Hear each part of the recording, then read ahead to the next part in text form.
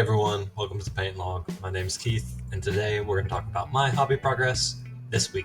No mini this week, unfortunately. Going back to work after a week off of literally vegging out and playing Fallout 76 way more than I should have. But we did play D&D this past week, and hobby progress there. First, I made this map in PowerPoint, oddly enough. Where do I put my face? I think it really gave the players at least some idea of place, like where are they in relation to other things, and gave some reasoning to my ramblings of, oh, you're in this ward, you're in this district, there's people here, overall I think it was a plus. In terms of the actual session, I think it went well. My gripes are with myself and the pluses are with the players. I think everyone is really coming out of their shell and having a good time. I felt like I've been railroading my players, making them go a certain way. And I told them about this because of getting two groups together and everything. It was going to be that way for a little bit. But this was their first night in Capital, the big city, where the campaign is going to take place. And I kind of turned them loose. So we had some good, characterization, because one of my players' characters from Capital, and so they got to have a little bit of a personal moment.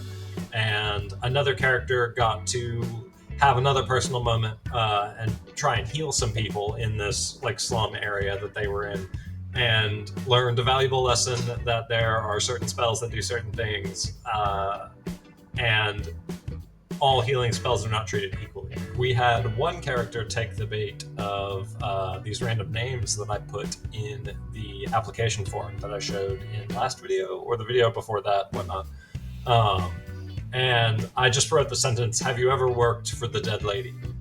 And that character decided, who is this person? I'm going to go seek them out. Another character, a tiny little dragon, decided to ransack that's a big word for what they did,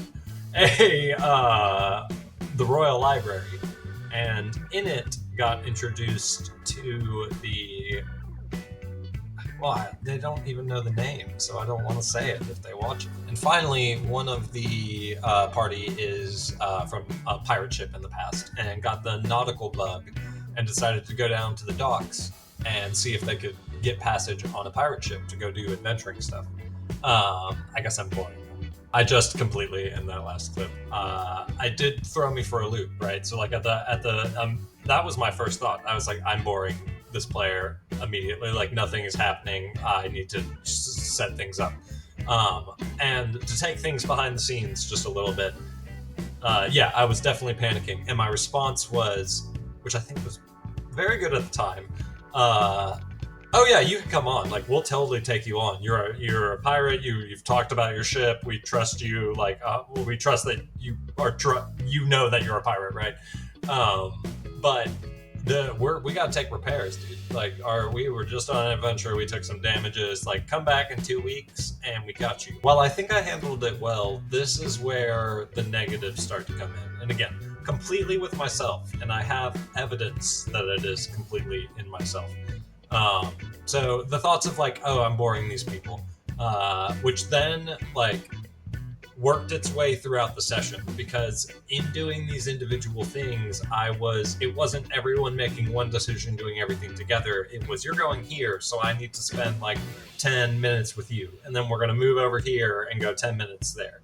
So everyone got a very minimal amount of time playing, and this idea, oh, I'm boring this player, compounded within myself, right? But I have evidence that this was not the case, or if it was the case, it didn't affect their willingness to play D&D. For today, at the end of work, this player came in and was talking about the session, and they were going to use a certain set of dice, but it was already taken, and that prompted them to get their own set of dice, and not just one, but 5, of course, because that's what dice collecting does. And not just dice, but a dice tower in order to roll them down.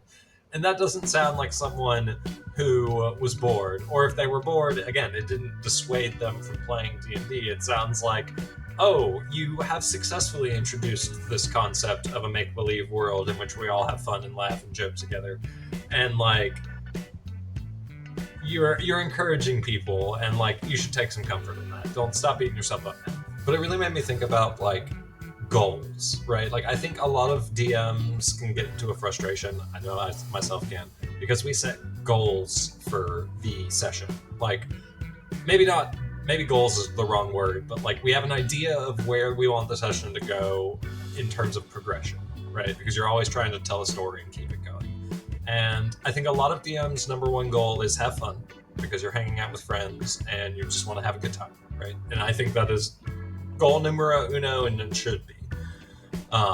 But personally, I find myself getting frustrated when I feel as if we haven't progressed enough, or I haven't given them the like thrill of playing enough. And this session, I scrapped that entirely. This session, instead of, oh, I want to get to a certain point, I want to get them through a certain point, I said, I want to introduce them to 5 certain things, right? And I did that. I did the 5 things, one being these ghoulish like people that are just walking around town in some areas, and like I didn't necessarily think that they were going to equate that exactly to the dead lady immediately, but that since that player went that direction, they got that connection right away, right?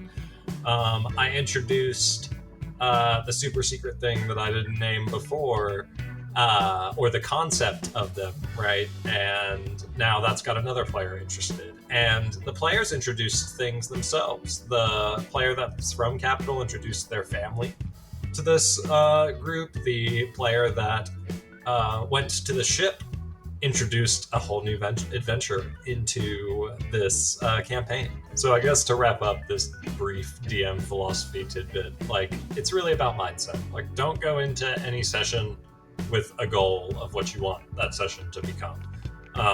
Now, I know that's difficult to put into practice with like prepping a session and knowing what to do, and that can be kind of nerve-wracking, but that can be some of the fun of being a DM, is making you think on the spot. Like, that is part of the DM's job. So I'll stop philosophizing. I'll stop the fellatio. If you liked the video, make sure you hit that like button. If you really like the video and you want to see more, I release some rambling like this, typically with a picture of a mini in front of it, every Thursday. So hit the subscribe button to make sure you stay notified. As always, I'm Keith. This has been the Paint Log, and I will see you all next time. Bye!